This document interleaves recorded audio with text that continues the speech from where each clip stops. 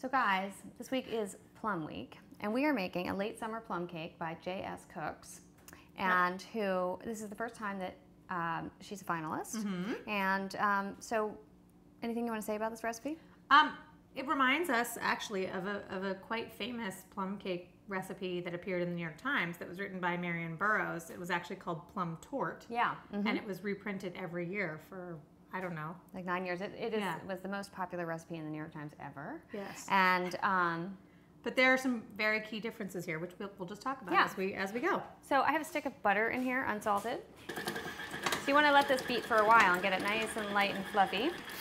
While you're doing that, I'm just going to whisk the dry ingredients together. Great. It's just some flour and a little bit of both baking soda and baking powder, and some salt. And that's that. Now it's all over the counter.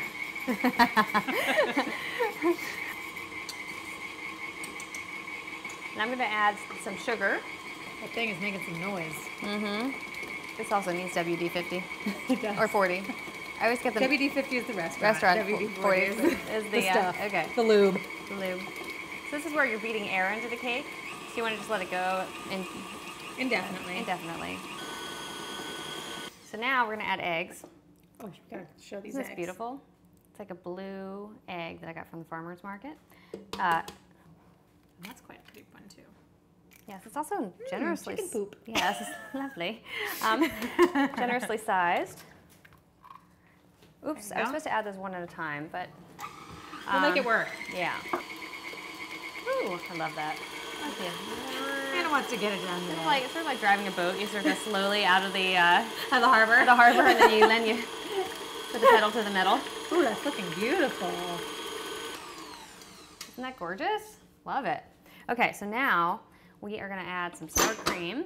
This is one of the differentiators between this and the other torte. The sort of classic plum torte. Yeah. And this keeps the cake super moist. So the recipe calls for lemon verbena leaves, which usually you can't get unless you grow them. And I tried to grow them, except the squirrel ate them this year. But the other alternative is lemon balm. This is some lemon balm, which apparently squirrels don't like. And they're so discriminating. Yeah, exactly. At least my squirrels are. And lemon zest. So we're going to use lemon zest. So you just whip that in. You want the vanilla too? Oh yeah, and the vanilla. Totally forgot about that. Just a little, tiny bit of vanilla. Yeah. We're going to take the dry ingredients and add them sort of in stages. Yeah, so you just put it on low. And when it starts incorporating, like now, you add the rest. And it's always best to sort of, oops, not do that. To give it a good old spin at the end. To finish it by hand. You just want to kind of fold it in just to make sure. See, there's a little bit of wet stuff on the bottom. So you really just want to make sure you get that. Yeah. So you take half the batter and plop it into the greased and floured pan. And we actually have, you can't see it, but we have a ring of parchment in there too that has been buttered and floured. It's so well buttered and floured that the batter will not stick to the pan. It keeps lifting up, but you want to kind of nudge it to the sides. You're basically just making a bed for the plums. So we are using prune plums, which we love, and usually don't appear till a little bit later in the season, but this summer it seems like everything's been a little bit ahead. Like a month ahead. Yeah, so we've got them now. Right. So we need 12, right? Yeah. Here. Great. Okay. Oh, and wait. Oh yeah. This was actually supposed to go on first. This is the brown sugar. Oh really? Yep. Oh, I thought. And the first layer it goes on first, and then the second layer on the top. But I think it won't really matter. So you just crumble this very, very sticky brown sugar. All right, and then you take the remaining batter and you plop it on top.